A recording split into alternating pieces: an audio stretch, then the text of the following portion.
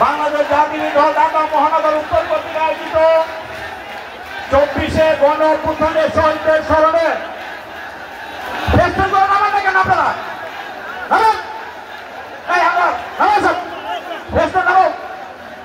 সবাই সবাই সবাই নামান আপনারা ফেস্টুন করো।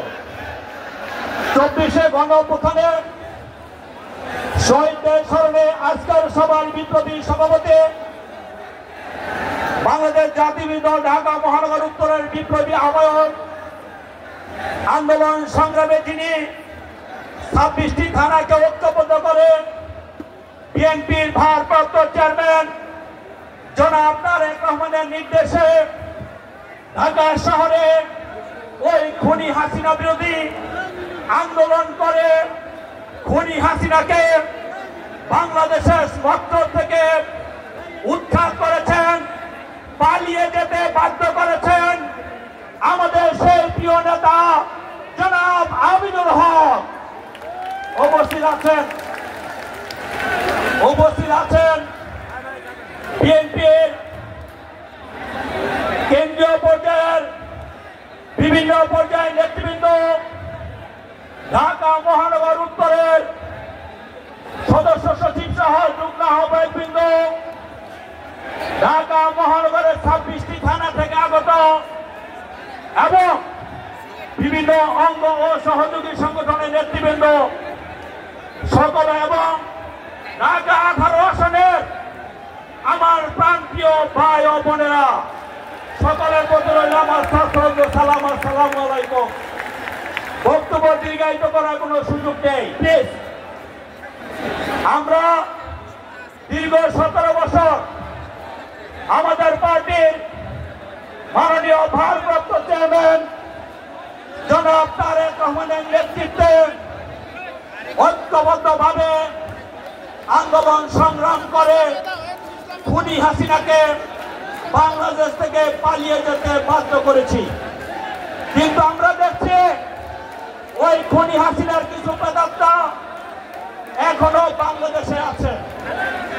আমরা বলতে চাই, আমরা বিএনপি পরিবারের প্রত্যেকটি নেতা কর্মী ঐক্যবদ্ধভাবে ওই খুনি হাসিনার প্রেতাত্মাদেরকে বাংলাদেশ থেকে সকলে মিলে বিতাড়িত করবই করব।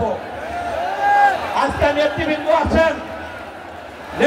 আছেন, আপনাদেরকে উদ্দেশ্য করে বলতে চাই, যারা ওই পিয়ারের নাম করে ভোটকে পিছাতে চায়, যারা পিয়ারের নাম করে ভোট চায় না, খুনি হাসিনা যেমন গণতন্ত্রকে হরণ করেছিল, ভোটাধিকারকে হরণ করেছিল, আজকে এই পিয়ারের নামে যারা ভোট করতে চায় তারা জনগণের ভোটাধিকার হরণ করতে চায়।